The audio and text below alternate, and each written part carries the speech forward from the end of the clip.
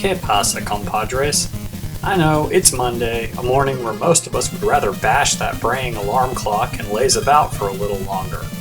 But at least we have radical retro turtle toy talk to rouse us from rest as we roast our Robusta. Episode 43's featured figure is one I've actually had a few requests for, so I guess it's time I finally got around to him, which is cool, as I've been looking forward to reviewing him anyway. Say salutations to Slash. Between the 1987 Teenage Mutant Ninja Turtles animated series, the Archie comic, and his file card, Slash has three different backstories. In the toon, Bebop and Rocksteady mutated a snapping turtle to take care of their chores, which, of course, blew up in their faces when he lost his plastic palm tree named Binky. In the Archie comic, Slash was simply an alien, angry about invaders who extirpated his planet's precious palm trees and misled into malevolence by the bitter brain named Krang. Slash's file card tells that Slash is essentially a bizarro Ninja Turtle created by Shredder, and is far more violent and savage than his cross-media counterparts.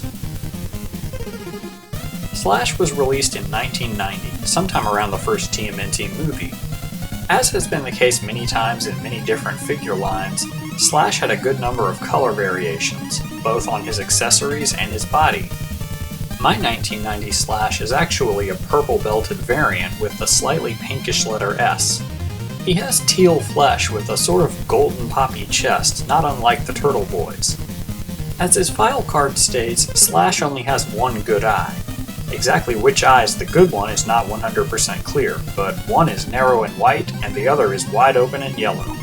Matching his yellow eye are his fingernails, toe claws, and spikes all over his small tail and myrtle-ish shell. Slash has all of the exact same mobility of the four Ninja Turtles. He's flat-footed, which normally helps with standing, but his huge shell makes him a bit top-heavy, so sometimes you have to work at it a little.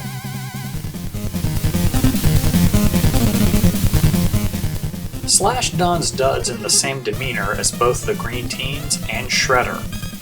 He's got the same bandana, elbow pads, wristbands, and knee pads as the Turtles, all colored black. As a name like Slash implies, he's armed with lots of Shredder-esque points and blades all over his body. On his knee and elbow pads are purple spikes. Slash wears purple armor over his biceps, which looks like it could be made of wood, and purple versions of the same fist blades worn by Shredder himself. As if Slash's clothing doesn't make him deadly enough, let's take a look at the handheld weapons he wields. His evil arsenal includes the Nasty Nunchaku, Psycho Sai, Mutant Mace, and razor-spiked gnarly knife. Each of his four armaments, to an extent anyway, corresponds to each of the Turtles' weapons of choice. The Nasty Nunchaku looks to be a pair of chucks with so many barbs all over that it's hard to position the handles in his hands where it looks like he isn't cutting himself. The Psycho Sai is the only of Slash's weapons that can be sheathed on the back of his twisted turtle belt. The Mutant Mace has a huge spiked spear with which to maim and maul. Finally, the gnarly knife is a sword-sized trench knife with some 6 spikes on the handle. Now, Slash was one of the figures recently re-released for the TMNT 25th Anniversary line. Looking at both an original and the reissue side by side does reveal a few differences. The re-release has ever so slightly more deeply colored flesh, which can be easy to overlook. The reissue also came wearing the black belt with yellow S that a lot of other Slashes came wearing. The purple 1990 belt is a little larger and a lot less tight than the black re-release one. The other major difference is the teeth.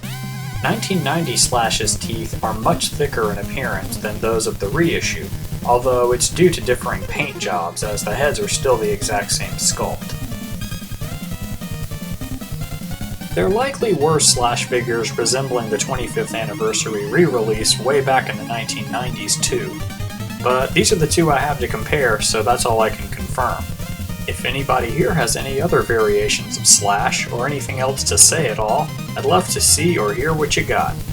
All you've got to do is go to www.popculturenetwork.com and join the forums. Once that's taken care of, you can take in all of our other shows, podcasts, and articles covering toys, comics, wrestling, video games, and all the other awesome stuff you know you love. Feel like loosening the purse strings a bit? Visit the Pop Culture Network store where you can purchase primo products from Lord Killin himself.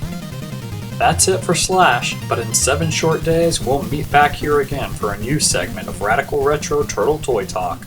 If you can't make it that long, check www.radicalretro.com to get your fill in the meantime. Stay rad, everyone.